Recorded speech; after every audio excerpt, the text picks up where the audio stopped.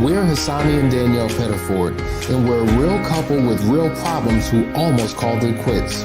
I was very frustrated. I became very disconnected, very jaded and cold. We have 4 children, going on 20 years of marriage, and we practice what we preach. Our mission, to change the way couples relate to one another and teach them the skills needed to improve the quality of their relationships. This is the Couples Academy Show. Well, welcome everyone to the Couples Academy Show. My name is Hassani. I'm Janella. Roderick. We are the Couples Academy practitioners. Glad to have you on. Now, I have been away for quite some time. It's been about 2 weeks. Danielle and I, as you know, we had a trip to Africa. It was amazing. We were in Lagos and Abuja, Nigeria. So we spent a week there, and we were truly inspired and empowered, even though we came over there to do our work. But then as soon as we touched down, we then went to Vegas for a week to celebrate our 20th year anniversary. So we've been away for quite some time, but we're glad that we're back. We're ready to dig in deep. The practitioners have been doing an amazing job. So thank you for who you are and for what you do. I'm excited to jump into a new conversation this morning, a conversation that I think is critically important. It's one of the things that so many people struggle with in their relationship. I don't care if they're a month in, a year in, 5 years in. For some reason, we're still struggling with this question. Why did my spouse do it? Why did he do it? Why did she do it? I just don't get it. I just don't understand. And it's hard to move on, and it's hard to heal if we don't understand the why. We've covered this a number of times, but I feel like it's important to revisit the conversation, to drill down just a little bit deeper so that we're all aware, so that we can take those steps to move forward. So today's topic is why I cheated on my partner. Now, obviously, there's no way that we could cover all of the reasons. There is an incalculable number of reasons why people do what they do. However, based upon research and based upon polls and based upon conversations and based upon the work that we've been doing over the last number of years working with couples, these are probably the most common ones that we hear regularly.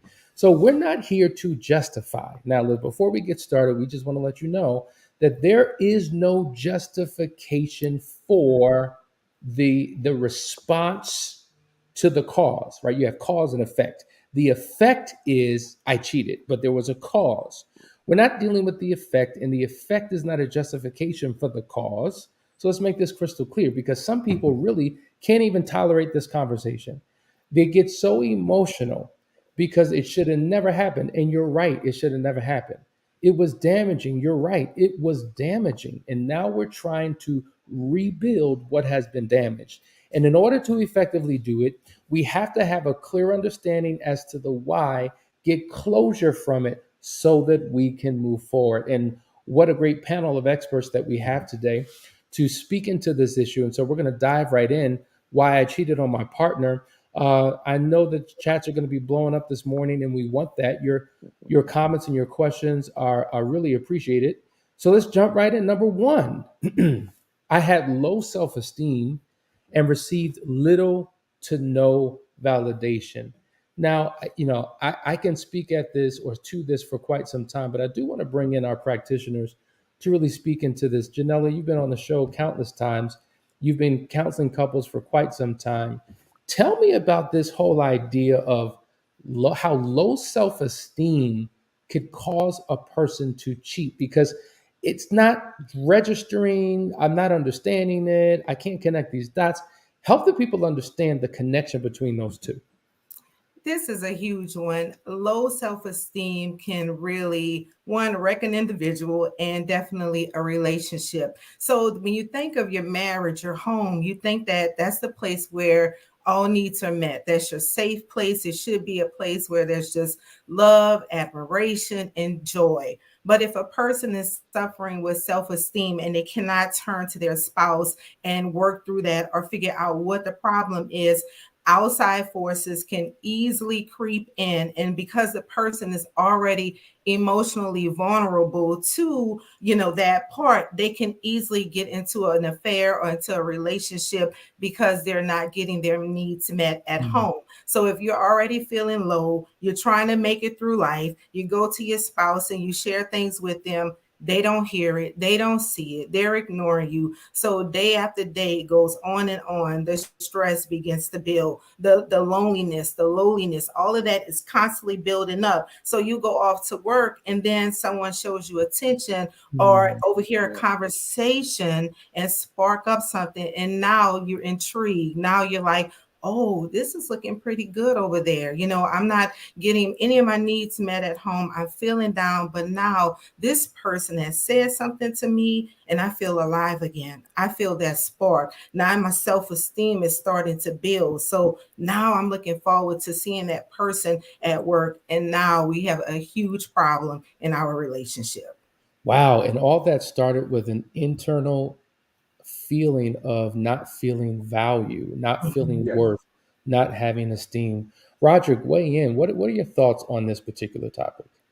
Well, when you're talking about low self-esteem, I mean, there's always a why. I mean, even with this topic, we talked about addressing the why that everybody needs. But that low self-esteem usually happens at a much earlier age, a younger age. And as we talk about a lot with Couples Academy, when marriages happen, both sides are bringing in baggage, some good, some bad. Low self-esteem is one of those baggages that we bring into the marriage that we never have addressed. And because of that, usually the outcome spills over into the marriage, causing issues, causing problems. And unfortunately, we start looking outside of the marriage for answers. We start because that's also a habit that we formed growing up. We dealt with self-esteem. We got a little attention from a teacher, from a classmate, from a coach, from a friend, and we that fed us.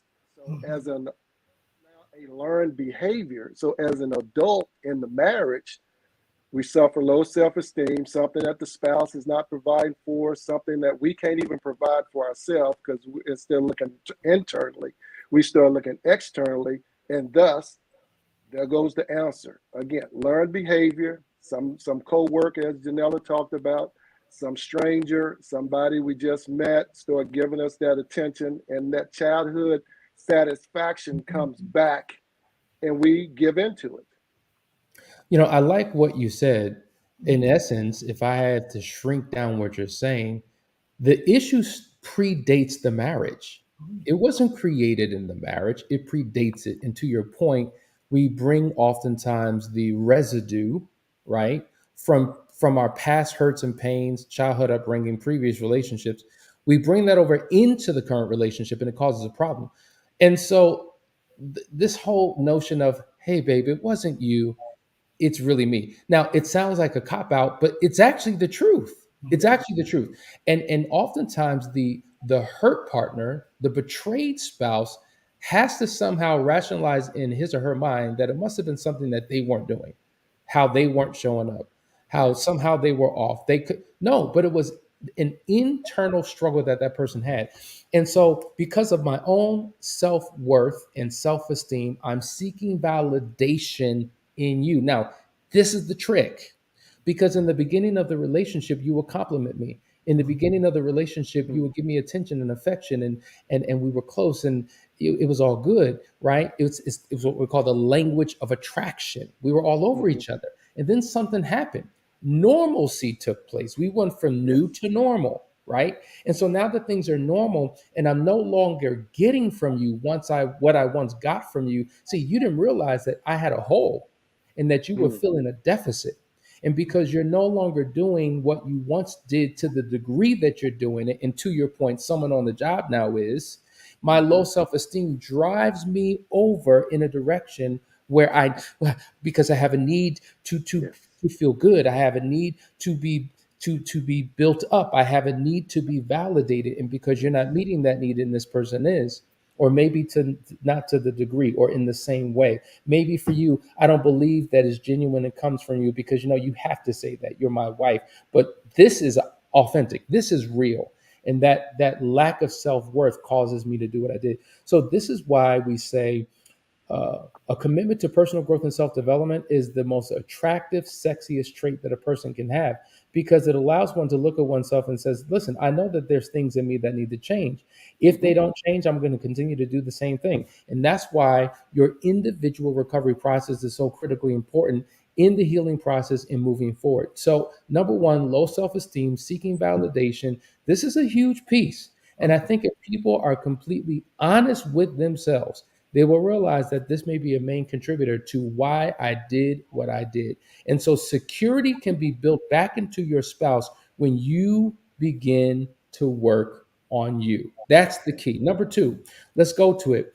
I felt unheard, and my partner was unresponsive to my pleas for change. Now, when we talk about types of an affair, this is where the marital void or the open ended marriage comes into play in terms of a type of an affair. There were issues here. I would come to you. We would talk about it. You didn't respond. You acted like you didn't care. And so, as a consequence, I went out and I got from someone else what I felt like I couldn't get from home. I want you two to speak to that. Janella, jump in. Wow, that one is so huge. And it's not a gender thing. It can happen on both sides, male and female.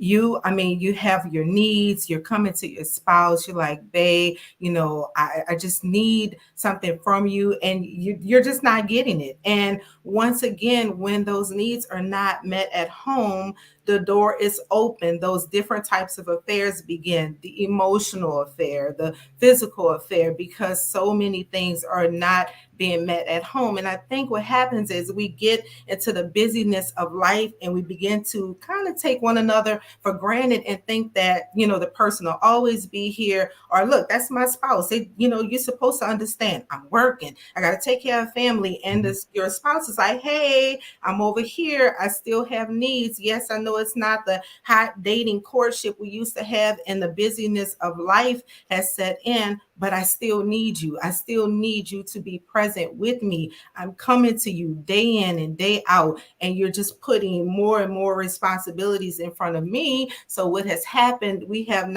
this wedge between us, and we're growing further and further apart. So, it may start off as just a small complaint, or, babe, we're not dating, or we're not going out. You're not complimenting. But guess what? That list is growing taller and taller, and the distance is getting wider and wider. And this is huge in the relationships, and it actually can cause the demise of a marriage if it's not tackled head on and early.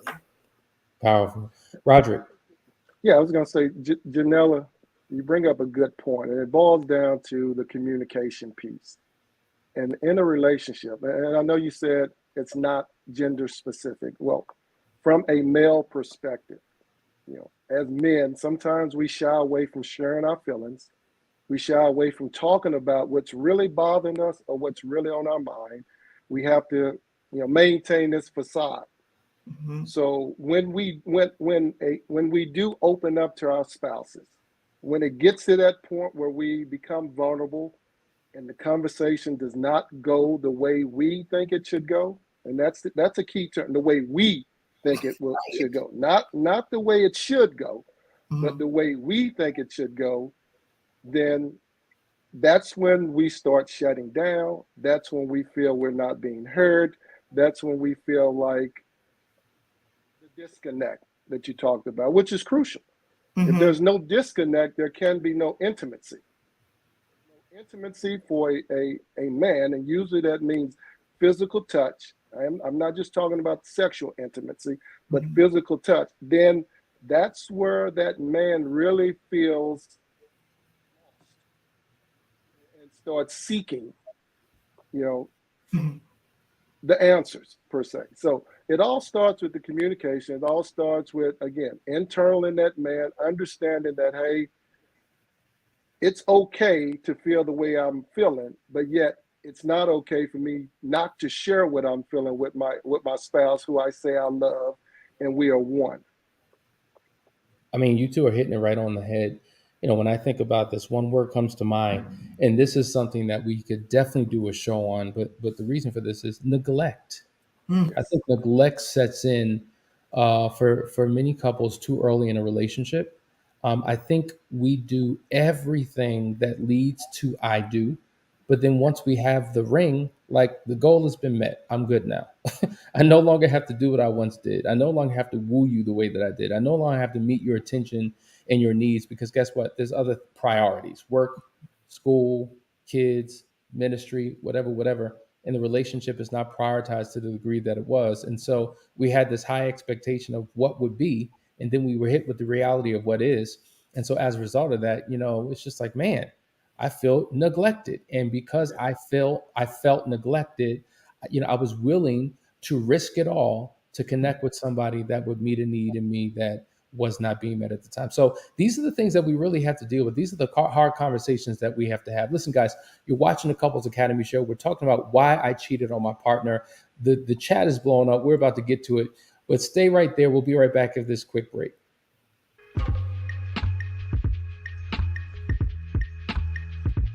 When 45 men from all walks of life come together in one place for one purpose, there is a collective harmony that produces an amplification of power that leaves an impact on the lives of men that cannot be erased. A fraternity of legendary men, all at the tipping point, on the precipice of greatness, meeting for one weekend to turn their worlds inside out. For the first time ever, the Foundry experience. Not an event, not a seminar or retreat, but an opportunity to come face to face with the man you were always destined to be. If you want a life that's better than the one that you are living, meet us January 2023 for the Foundry experience.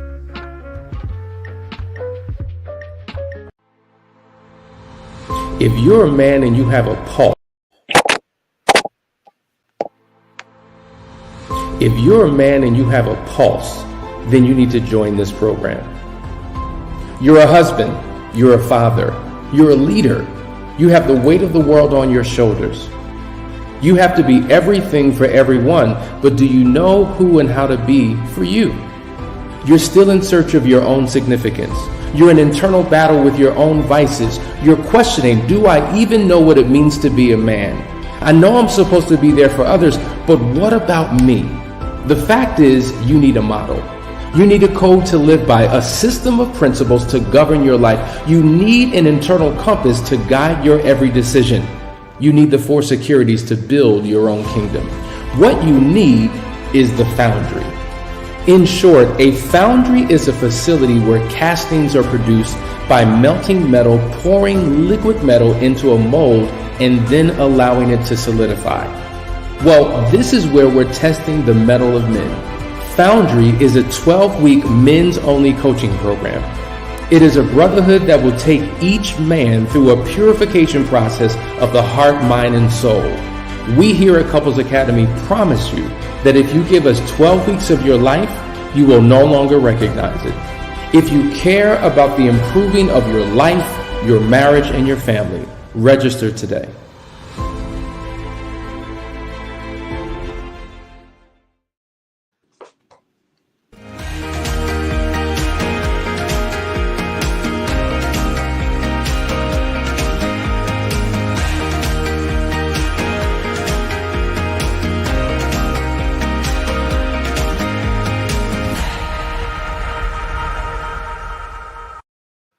Hey guys, we're back. You're watching the Couples Academy show. We're talking about why I cheated on my spouse. I knew that the chat box was going to blow up this morning, so we're going to go right to it. Tiffany says, "My husband can't tell me why he's emotionally cheated.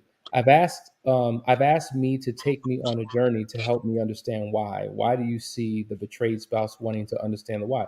Let me first say, there's a lot of men that may not know why. There's a lot of women who may not know why they did what they did. They're struggling with the why. And what I would say is that the best thing you can do is sit in front of this computer, your television, and watch these episodes, because what we have seen is that as practitioners, we are articulating an idea that was hard for your spouse to express. And oftentimes, hearing these reasons, they're able to say, that was it. I mean, they hit it right on the head. That's it. And so that's why educating yourself is so critically important. And what we find is that the betrayed spouse is the one who's getting all the education, they're watching all the videos, they're reading all the books. The unfaithful partner typically does not, but it's important for him or her to do so as well, so that they have an understanding as to what led them to the place that they now currently are in. So continue to watch these, because I think it's going to be helpful if you two watch them together. JG says, is there always a reason within the unfaithful? He only has told me I messed up, or it was just for fun. It's been sexual and dating apps to coworkers doing it too. I would say that that is a reason, but there's always a deeper root to that reason. Just like there are levels of truth, levels of wisdom, levels of understanding, I think that yes, we can point to he just was having fun and it was a great sexual experience and everybody in this environment was doing it. And that is true. That is a fact. But there's a deeper dive into that that would allow him to be susceptible to certain things. Why don't you two speak on that? Definitely. There definitely is a reason why. And sometimes they don't have the words to explain it. And when the more knowledge that you get about it, you'll be able to get to the root issue of it. Maybe he just liked new things. Maybe he just gets bored, and maybe it was something from the childhood, but that is something that it is worth going through, figuring out, and taking our time to do it. So definitely continue to watch the show. Reach out to us if you can't do it alone. And a lot of times you can't, because you just don't have that knowledge base to pull from to identify what the problem is. And if you don't figure it out, you make yourself open to running into this problem throughout your marriage. And who wants to live in a miserable marriage filled with lies, deceit, and just, things that you all don't want? So just reach out. Yeah, and Hassani, sometimes there's a situation where the betrayer shares the why, and it sounds so simple and easy, and easy should have been avoidable, and I can't believe it was that little that the betrayed spouse never accepts and is always asking. So it causes the betrayer to continue to say, okay, well, let me continue to dive and try to unpack and get answers, because what I've shared is not good enough. And it becomes, an ongoing discussion, an ongoing block, and an ongoing obstacle, which that's when you need to give us a call at Couples Academy and set up a session. That's a very good point. I have found that when a spouse does know, to your point, and does articulate exactly why, because it's something that the betrayed spouse would never do, could never do for whatever reason, they can't bring themselves to accepting what that reason was. And so therefore, they're still asking, it's got to be something else. It's got to be something more. I refuse to accept that. I just don't get it. How could you? And so I think what happens is, as we're listening to the answer, we're evaluating it and viewing it through our own moral compass, through our own lens. And if we truly want to understand why a partner would do what he or she did, you have to look at it from their perspective. See, this is where the empathy comes in, right? You mean I have to have empathy for the person who cheated on me? Well, if you want to understand it, because by definition, empathy simply means I'm looking through someone else's lenses, I'm hearing through someone else's ears, and I'm feeling with someone else's heart, meaning your spouse. And when you can take yourself out of your position and place yourself into theirs and kind of process it through what they were doing and what they were going through and what was in their mind and what led them to do it, it will give you insight. And so then I ask the question, do you really want to know the reason? Do you truly want to understand, or do you want to drag it out because you know that it's torturous and it keeps them you keep reminding them of what they've done wrong so that they never forget, as if they will forget, right? So you got to question the motive behind the continual need to discover the why. Sometimes it comes from a very legitimate place, and sometimes it comes from a place of just being stuck. Let's go to the next. Latoya says, I don't think women and men can answer that important question of why they cheated, because they will cheat when the relationship is going well. And if you can't stay faithful, just be single, period. What are your thoughts on that? Well, I think with that is that happens. Like sometimes someone will cheat when we are perceive that the relationship is going well. You have those. It was just, they didn't see it coming. It was so innocent, the outside relationship. So really, it's just that individual may have something else that's going on that you may not know about, that you're not aware of, and you really think that the relationship is going well. They're showing up, they're doing everything that they need to do, but there's something internal that's going on that you may not be aware of. So you can have a perfect relationship, so you think, and this person may be drawn to outside, people. Some people are serial cheaters and they do have something that's going on with them, but a lot of times there's a problem that actually can be fixed if it's identified and both parties are willing to do the work. And that is so true, Janelle. I mean, there's always a reason, always a why. There's always something there that drives it. And complacency sometimes set in. Sometimes the betrayer doesn't value the relationship or value their partner the way they should. Sometimes there's self-sabotage. There's some people out there, they cannot live unless there's mess going on, or they can't accept being happy. They self-sabotage. So there is a reason. There is the underlying issue is there is an issue that and sometimes it doesn't come unearthed until the work is done, or until the person is busted or caught or it's brought to light. Then when all eyes see it, that's when it can be addressed. That's when it can be corrected. And I don't agree with once a cheater, always a cheater, because it can be fixed, and it boils down to a decision, a choice, improving the knowledge and the resources that one is given, and a paradigm shift, to sum it up. Yeah, that's a good point. There's a comment in here I definitely want to get to. I know we're running out of time. It says, so the saying he or she will go out and get what they're not getting from home doesn't necessarily mean that the partner is the reason. If this is the case, why make the partner feel responsible? She then goes on to say, this leads to the partner, in my case, me, feel like I have to do all that I can to fix it because I can't fix it because it keeps happening. I feel flawed, inadequate, or not enough. Then Tiffany weighs in and says, Black Butterfly 1, you better preach. Shake my head. My husband made me feel like this. I'm not sure he knows who he wants to blame. He has said it was all his fault, but has in addition made me feel like it was me. What I would say is that it's both of you. If we're just honest, I think what happens is when the blame shift is a part of the recovery process, and usually that happens in the beginning, like during the discovery phase, until you begin to understand what counseling will bring out. So what happens is if I'm the cheater, I'm going to blame you, and then I'm going to blame myself, and then I'm going to blame the affair partner, and then I'm going to blame circumstances. If I'm the one who's cheated on, I'm going to blame myself, and then I'm going to blame my spouse, and then I'm going to blame the affair partner, and then I'm going to blame circumstances. And so the reality is it's never 100. It's never 100% anything. So think about it. If the issue is me, right? So I'm a serial cheater, right? True. So the major issue, the root of why I'm cheating is me.